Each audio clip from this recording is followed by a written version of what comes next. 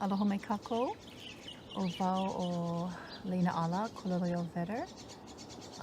He keiki wau Leslie Kuloloio, lawa o Lucio Filomena di Costa Kuloloio. No Maui mai wau, noho wau I ka moku o Hamakua loa I ke ahupua o Pa'uela.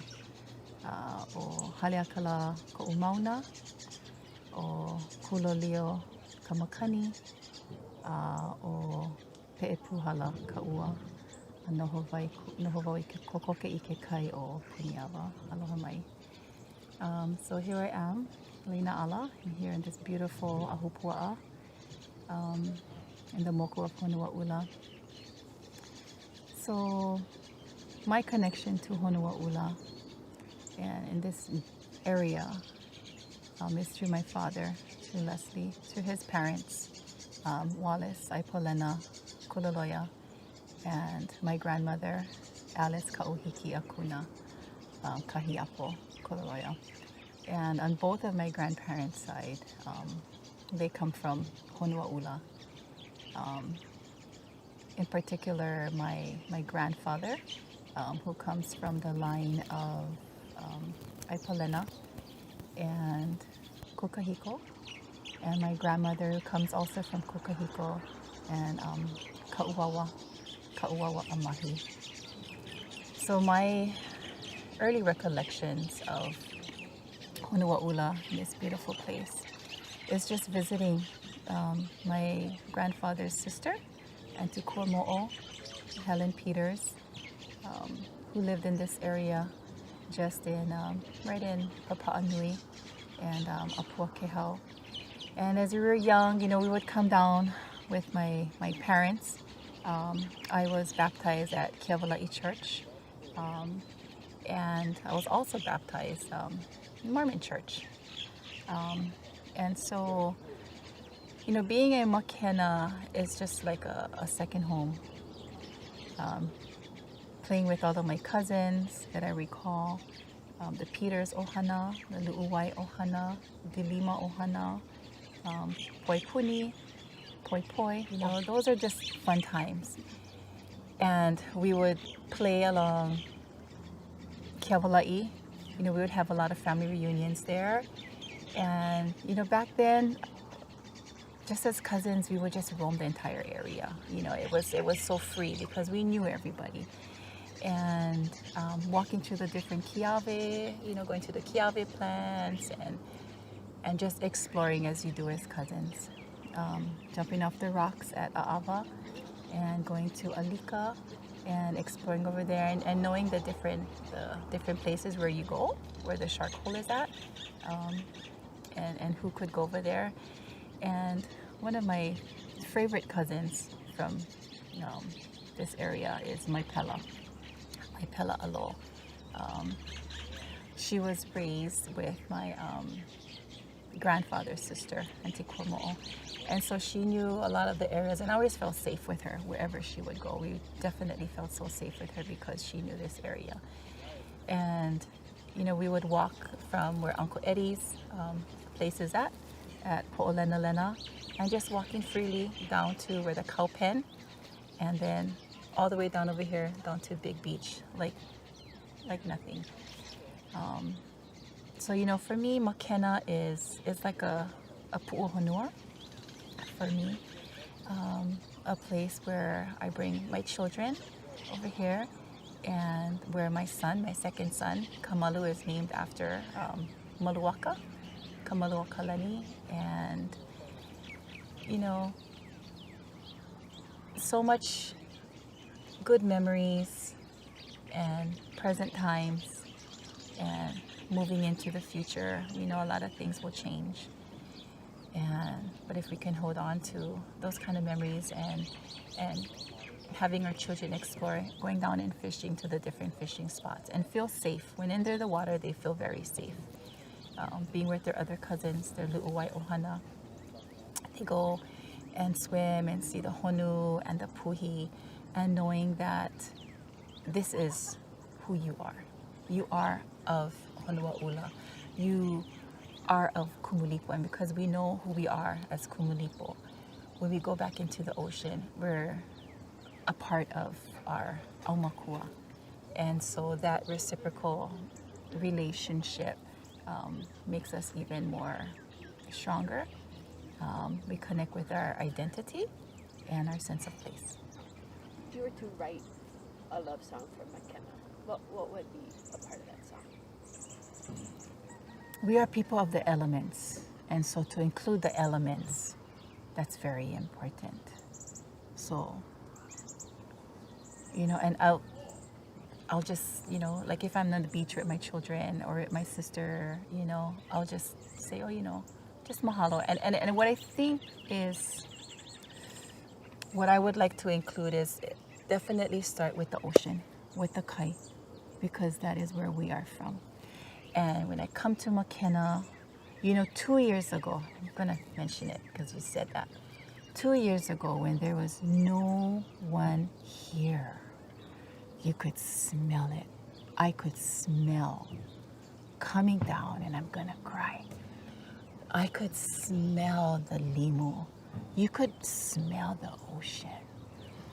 And just that sense of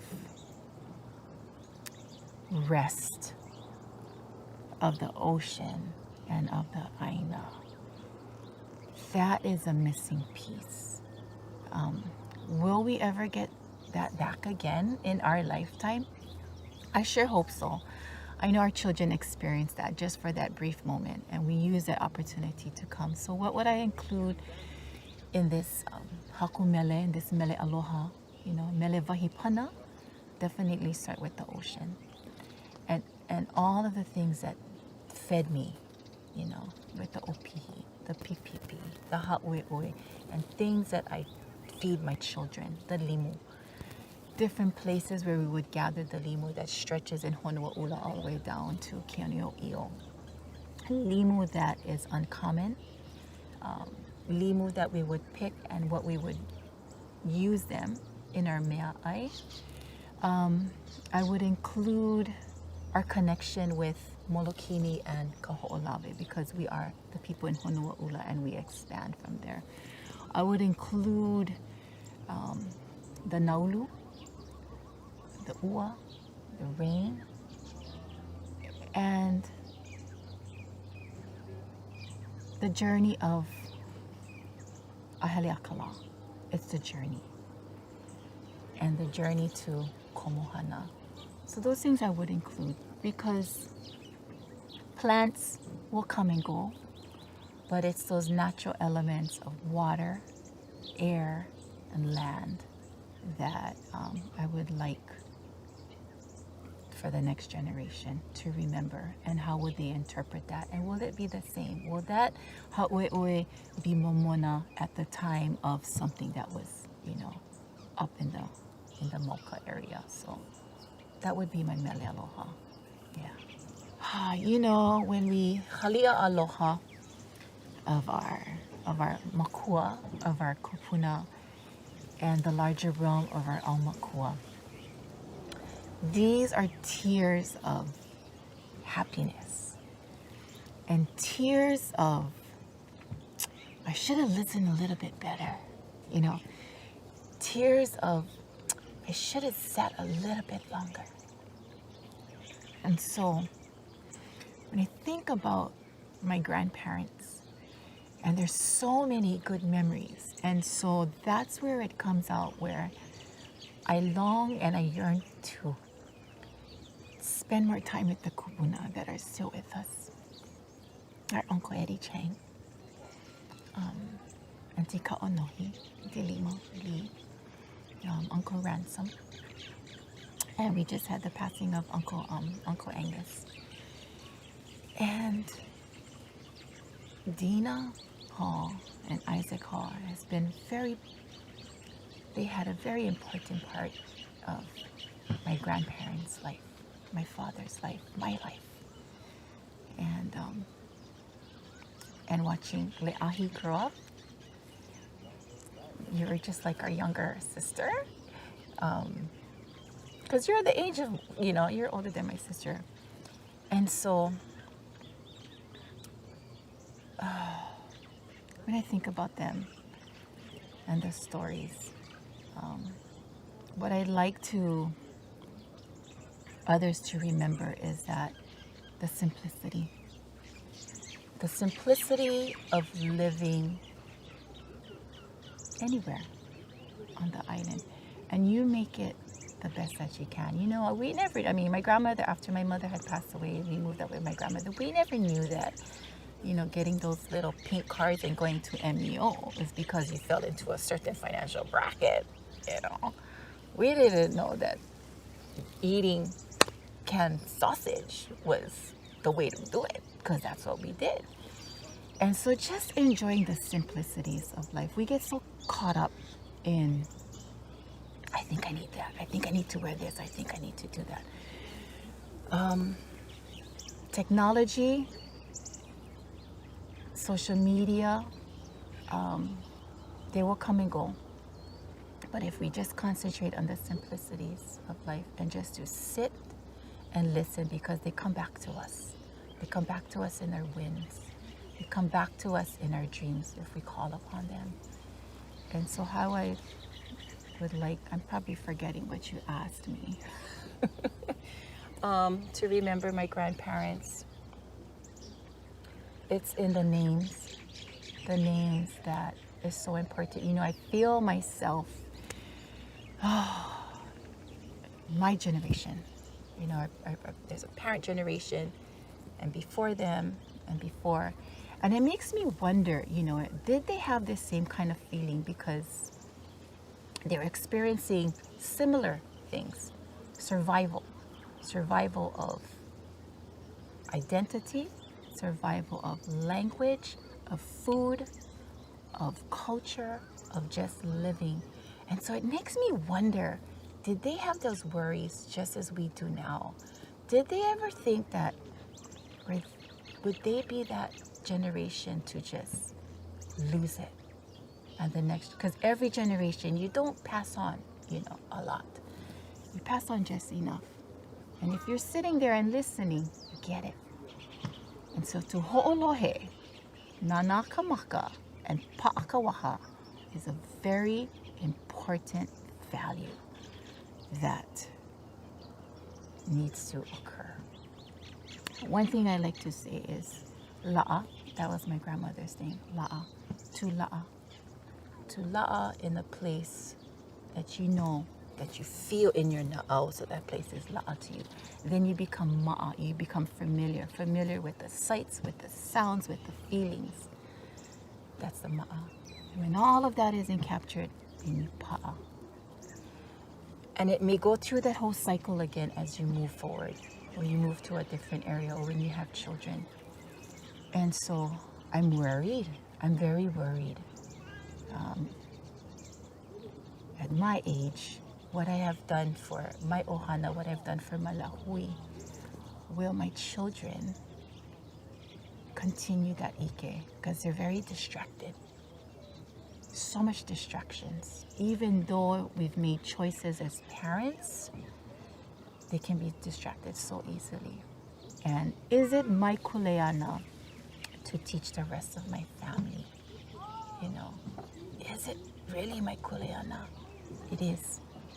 It is my kuleana. If I have that name, if I still have that breath in me, it is my kuleana. Because if I don't pass it on, if I don't continue that ha, I don't continue that aloha, I don't know where the ha is going to go. And I don't know what kind of ha will come back to them. And so it's very important that they remember nanakamaka ho'olohe ka pepeau pa'akawaha and la'a ma'a pa'a. And call upon the kupuna, because they come back. They definitely come back. We just got to be makoko. Just got to be makoko to be aware of it. Yeah. It's a hard place now.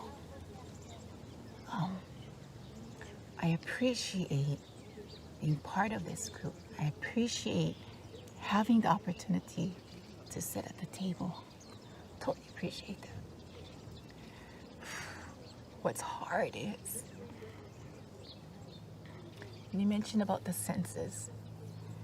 And so as Kanaka, our first senses are now. Unfortunately, in schools, they don't teach that. They start with the 5 senses. They don't start with that sense. And so it's our na'au that leads us. And that's why all of us are here today. It's difficult to be part of this. And yet it's necessary to be part of this. I think one thing that I'd like to, and I'm going to be selfish, is to have a place where, and it's not a community center, but it's our own kipuka. And if there is a place for our family, when I say our family, I mean right here. You don't have to necessarily say here was, ovai ko inoa. Have a kipuka so that we as Kanaka can feel that we are vai-vai. That we are vai-vai. That we are vai-vai for all that we have done so much. For all that we have learned. And in a world of vai-vai and that interpretation, monetary wealth, I think it's so important to have a place where our children can say, yeah, I spent there, I was on this green grass, I was, I seen these trees, I was part of this, whatever that little piece that they may have. I'm going to be selfish and I would like that to happen. Just have a little kipuka and a kipuka mauka. Because it's important for our children to kilo above. Because when you're above, like Avatar, like that Manu, when you are above, it does so much to just to elevate yourself. And our children are not elevated enough. We're not elevated enough. And so I would like that. I would really like that. I would like the usage of our olelo to continue. I don't want vocabulary that's the newest thing out there in peer reviews and scholarships that's being used and thrown around, in that educational world right now. That's why so many of our Kanaka are going for their masters and their PhD, because we know that it's very important to use that kind of vocabulary so people take us seriously. But also to use our olelo, because if we pala words that is not part of us, we're going to lose that. Our kids are going to lose it. And if it's in, how come I don't see moku? How come I don't see the ahupua, the ili, the mala, or those ili ʻāinas? Because we teach it to them, it shouldn't be a thing of the past. We are here. We are gonna continue here. And when we read documents, it's not they were, they are. So change the verbiage, because we are here. We are people of survival. We are people of survival. And we're gonna be here. Our children gonna be here. That's what I wanna say. Yeah, we're gonna be here.